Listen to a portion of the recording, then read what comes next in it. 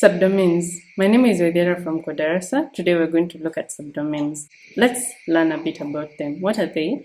They're a subpart of your overall business domain. Subdomains house a single logical domain model. Most businesses you'll see have a large and complex domain. They can be hard to reason about it as a whole domain. Let's look at a school management, for instance. Imagine a case where we're putting everything together, everything pertaining to the school, ranging from student, from teacher, from the student activities, the accounting part of it, the kitchen part of it, everything. That would be really chaotic. But if we divide them up where we have, for instance, the accounting department different, that is just in charge of accounting, checking people paid fees maybe. Are there any areas that we should be checking for? How is the school performing in terms of the budget that had been set for maybe a specific term? All these are parts of this big school management system. Splitting them into different parts is now where subdomains come in, is what we would call a subdomain in this sense. When doing this, break the domain into individual subdivisions that do specific actions. Like I've explained, you can have one just for students, you can have one for teachers, you can have maybe a different one for grading, as much as you need, and of course as much as it makes sense money-wise, team-wise, like according to resources, if the division makes sense in the first place, of course.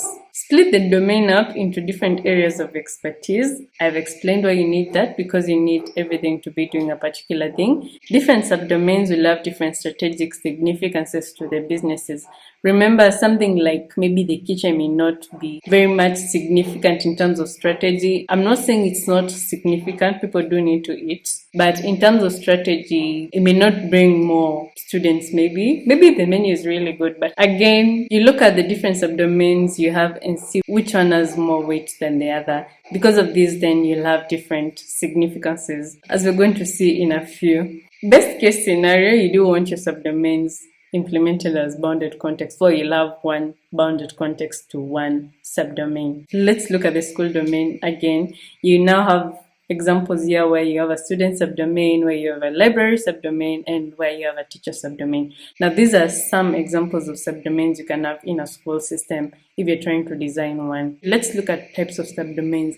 I mentioned we have different weights within the organization. We have different significances. One is the core domain. This is the core subdomain you're developing for due to importance and strategy reasons. For instance, you're trying to have an edge over a different school. Maybe you'll now need to focus on hiring better teachers or vetting them better, or making sure they're using a specific system. So you may feel like you need to put more weight on the teacher.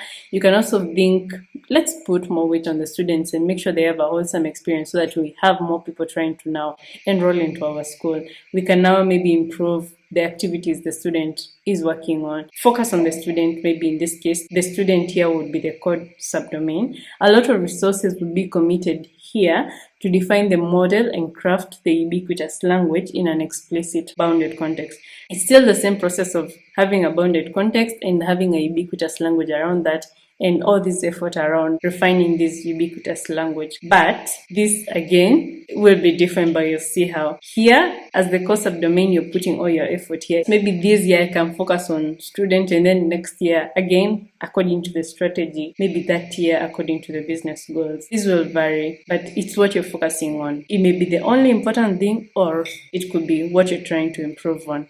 The next thing is now a supporting subdomain. What is a supporting subdomain? This is a model that requires custom development because the core domain needs it and there are no off-the-shelf options. Again, using the school domain example, a teacher here would be a good example of a supporting domain where the student model really needs some instances of the teacher. Because it's not so much of a significance that it is the core, we still do need it. We can develop a whole bounded context around it, ubiquitous language, but the difference is we're not going to put the same effort we're going to put in the core domain. Here you still have the same process, but just less effort, because at the end of the day, it's not what we are aiming for in terms of strategy. It's just something that assists us in our core domain goal. And lastly, we have a generic subdomain. How is a generic subdomain different? This is an off-the-shelf option. It can be available as an off-the-shelf.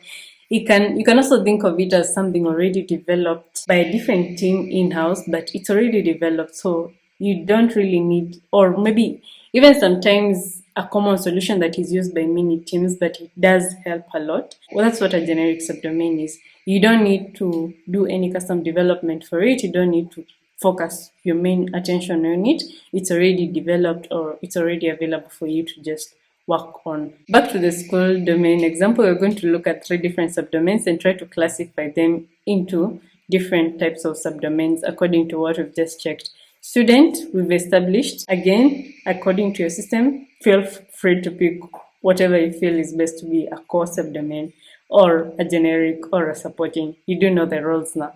But here, in this case, if we pick the student to be the core domain, then a teacher subdomain here can be a supporting subdomain, and something like a scoring system. This sometimes is something that is mainstream. All the schools are using the same system. If you're going to use the Kenyan system, the scoring system will be the same throughout. So it doesn't make sense to develop such a solution in-house because there's already that off-the-shelf option that you can just rely on and work with instead of now working on your own system. As a rule of thumb, remember 1 subdomain per bounded context and vice versa, 1 bounded context per subdomain. It may not always be possible, but where possible, it is very paramount, it is very important to design it in this specific way for better results. And lastly, keep your bounded contexts clean and focused. And that's it on subdomains in domain-driven design system. My name is Vaidera from Kodarasa.